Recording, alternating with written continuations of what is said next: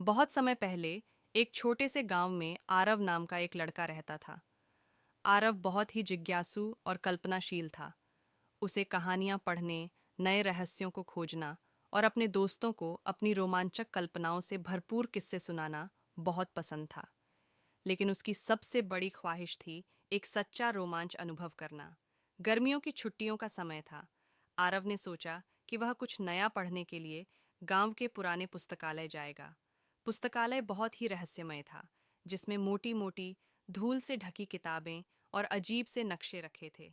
एक दिन जब वह एक कोने में किताबें टटोल रहा था, तब उसकी नज़र एक सुनहरे कवर वाली पुरानी किताब पर पड़ी। कवर पर लिखा था, रहस्यमयी जंगल की गाथा।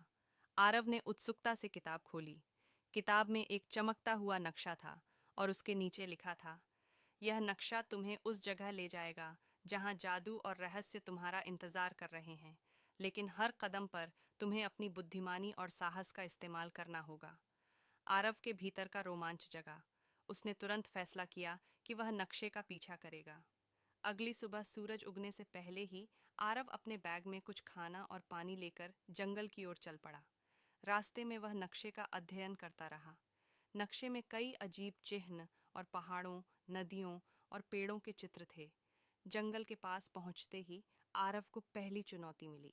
वहां एक तोता बैठा था जो इंसानों की तरह बोल रहा था। तोते ने कहा, रुको। अगर तुम जंगल में प्रवेश करना चाहते हो तो मेरी पहली पहेली का उत्तर दो। मैं बिना पंखों के उड़ता हूँ, बिना पैरों के दौड़ता हूँ। मुझे पकड़ना असंभव है। मैं क्या हूँ? आरव ने थोड़ी देर सोचा।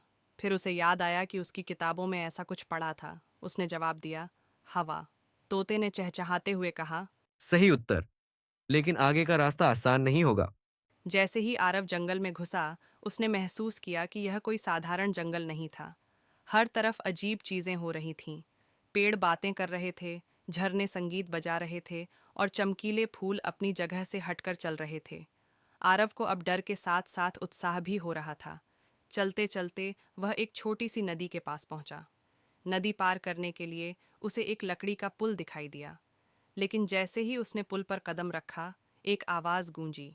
अगर इस नदी को पार करना है तो दूसरी पहेली का उत्तर दो, जो कभी खत्म नहीं होता लेकिन हर दिन नया लगता है। वह क्या है? आरव ने तुरंत जवाब दिया, समय।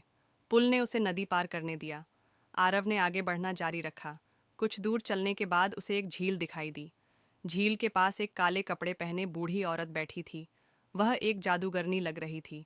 उसने आरव को देखा और मुस्कुराई। जादूगरनी ने कहा, तुम बहादुर हो बच्चे, लेकिन जादुई किताब तक पहुंचने के लिए तुम्हें आखिरी पहेली का जवाब देना होगा। अगर तुम असफल हुए तो इस जंगल से बाहर नहीं जा पाओगे। आरव ने हिम्मत जुटाई और कहा, मैं तैयार हूँ। जादूगरनी ने अपनी आखिरी पहेली पूछी, जो चीज़ तुम्हारे पास है लेकिन फिर भी उसे दूसरों से लेना पड़ता है, वह क्या है? आरव सोचने लगा। ये पहेली थोड़ी कठिन थी। उसने अपने अनुभव और किताबों में पढ़ी बातों को याद किया। कुछ ही देर में उसने जवाब दिया, ज्ञान। जादूगरनी ने जोर से ठहाका लगाया और कहा, सही उत्तर मेरे बच्चे। अब तुम अपनी मंजिल तक पहुंच सकते हो। उसने अपने हाथ हिलाए और झील के बीच से एक काला दरवाज़ा प्रकट हुआ।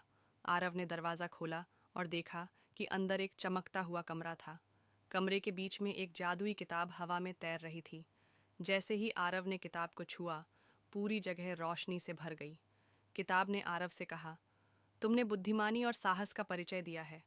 अब से तुम इस जंगल के रक्षक हो। ये किताब तुम्हें ज्ञान और जादू का अनमोल खजाना देगी, लेकिन तुम्हारा कर्तव्य होगा कि इसे दूसरों के साथ साझा करो। आरव ने सिर हिलाकर हामी भरी। उस दिन से आरव का जीवन बदल गया। वह न केवल गांव के बच्चों को कहानियां सुनाता, बल्कि उन्हें सिखाता कि ज्ञान